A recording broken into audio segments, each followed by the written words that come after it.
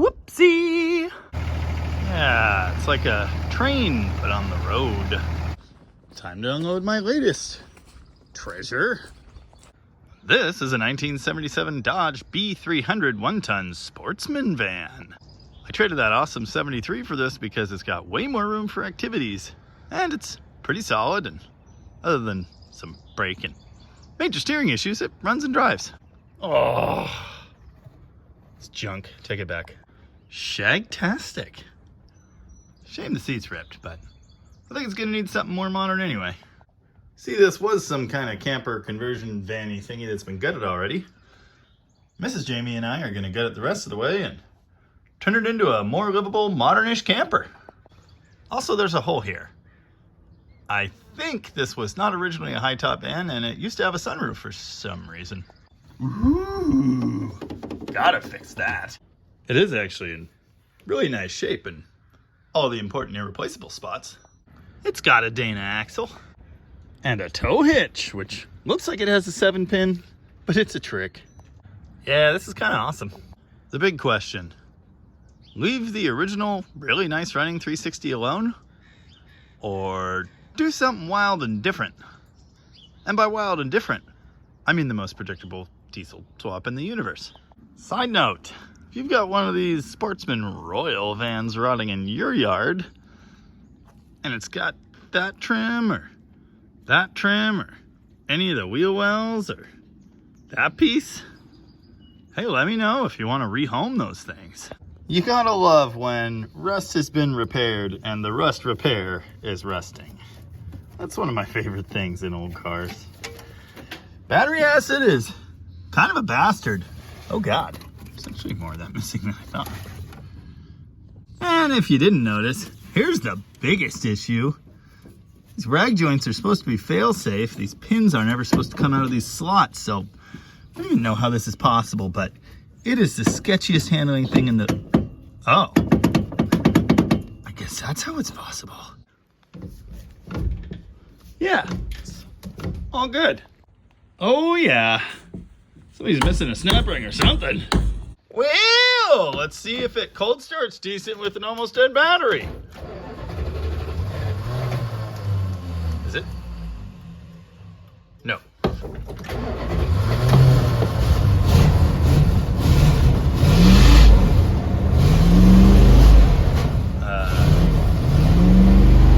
That does not sound like 8 cylinders to me.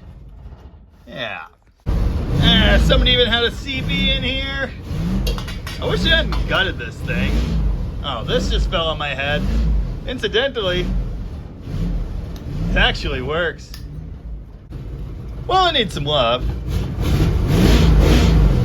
but not bad. If that's accurate, for one thing, I'm amazed it works. Oh yeah, gotta put a CB back in here. This thing ran absolutely mint when I picked it up. Drove on the trailer, no problem. And now, just like the 73 I traded, it will not idle at all. This is the universe's way of telling me it does not approve. Sketchy.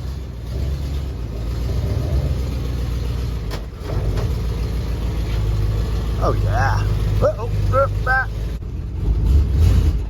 Oh, come on now. I think it's only one. Ah yes, there it is. The most annoying sound in the known universe. Not to address that, I suppose. There's a slight moisture intrusion issue here. I believe it's just coming from the back door, so we can probably fix this. Oh! There's the piece of trim! Nice! At least we got the big one. Also, there's a finish box, which is kind of huge. And this nice vent fan they just put in that doesn't work. Pretty cool. Definitely needs some rotating captain's chairs that are in nice shape and ready for long hauls. Back window doesn't open, but at least these do. You know, I sold a back door with opening window not even like 2 weeks ago. Yeah, I suppose all the wood and the shag's gonna go. Probably be gutting this thing this weekend and making a plan.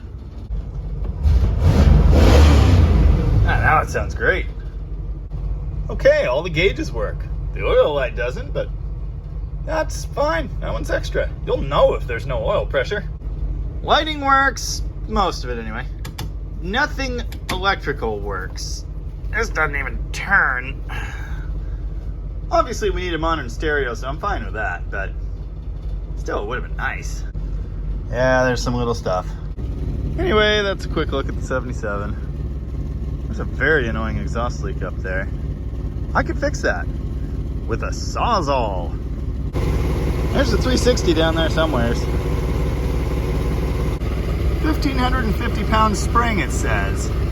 You know, I was just reading someone did a 4BT with a 1,500 pound spring and it worked pretty well. 362 barrel in 77?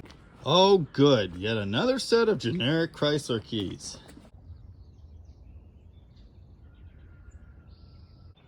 Great work truck or greatest work truck? Well, what fresh nightmare is this? What are we gonna do? Put it in the back? No, we're gonna yard the gas motor out in time to sell it tomorrow morning, disappear for the weekend, and make this future Jamie's problem. Suddenly, I have to pee. Now, I'm not saying later van engines are easy to get to or anything, but man, I sure buried them in these. Oh good, the cavalry has arrived. And by the cavalry, of course, I mean 2 good shoulders. And my ride to the airport. Once you get all that AC crap out of there, there's so much room for activities. Look at this. Precision fit. It fell backwards. Oh, so we're all gonna die. I think so. Oh. Yes. That was a bastard. But it's out. Well, now there's a big old empty hole there I gotta fill. But I have some ideas. I do have some concerns though. Dimensionally, that is. I didn't really think about this until removing the 360. There was not a lot of space at all, vertically. Kind of challenging. These engines are a little tall. From the pan rail to the top of the valve cover bolts, it's right about 24 inches. I compared this to a 360 before, including the pan, and I thought, yeah, you know, it's a couple inches taller, but shouldn't be a problem. Well, now that I'm looking at where the cross member is positioned, I'm thinking that pan is not going to work, and I am going to need one of those deeper sump rear pans. Now, length is one dimension I'm really not concerned about. I've got the tape just kind of eyeballed where the bell housing flange was before. The 4B is 26 inches from bell housing flange to the front of the pulleys. And that puts it somewhere around here. Again, this is far from precise, but I think it's going to end up pretty far back and be all right from a weight distribution standpoint. There's the height we have to deal with from the cross member to the firewall box thingy, which you'll notice we did modify slightly when the van tried falling off the jack stands. 28 inches, which is slightly less than that engine measures with that pan on it now. So yeah, I'll be oil pan shopping. That doesn't even take into account this cross member, which is higher up. I don't think I'm going to be able to get the 4B in with an oil pan on at all. In fact, I may even consider just putting a short block in there, putting the head on afterward, of course assuming I have enough room to get push rods in, which is an assumption I probably shouldn't make. It would also be easier to move around, little lighter, for centering up and angling and making mounts and such. My genius plan for this conversion all hinges on using a Chrysler overdrive transmission and a cross member from a 90s van that would have had one. That will locate it in the factory position, which means my shifter linkage will work, so I don't have to modify that. And by using the Chrysler, I'm able to easily use the factory speedometer cable and the factory cruise control. I can also adjust the gearing based on whatever I end up doing with tires and rear gears. It should end up a really nice seamless swap. Shifter works like normal, cruise control works like normal, speedometer works and may be accurate. It should be relatively seamless. Yeah, that's the theory anyway. I'm sure someone somewhere has put a 4B in a Dodge van, but I wasn't there when they did it. So by mounting the transmission this way, I should get a nice reference point. The engine should end up where it needs to be, and I'll build mounts from there. I have a theory I won't be using these.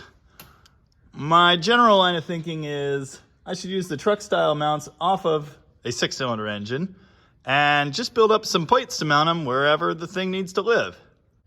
The Ford 4x4 Cummins swapped van crowd, well, they always cut that cross member out and plate it down to make room.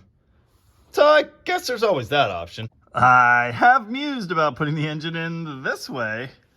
This opening is almost big enough.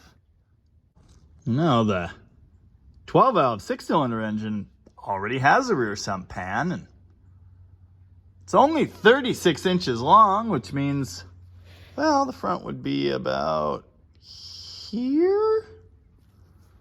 So there's always that option, I guess. Well, anyway, I suppose that's enough nonsense for this video. I've got to think on this and do some parts hunting and hopefully build a transmission out of 2 dead ones. I don't know. If you've got a 4.7RH sitting around, 2-wheel drive, you feel free to give me a call and I will come get it. As long as you don't live in, like, Nebraska or something. Anyway, I suppose that'll do it for this episode. Thanks for watching. Next time, cool stuff.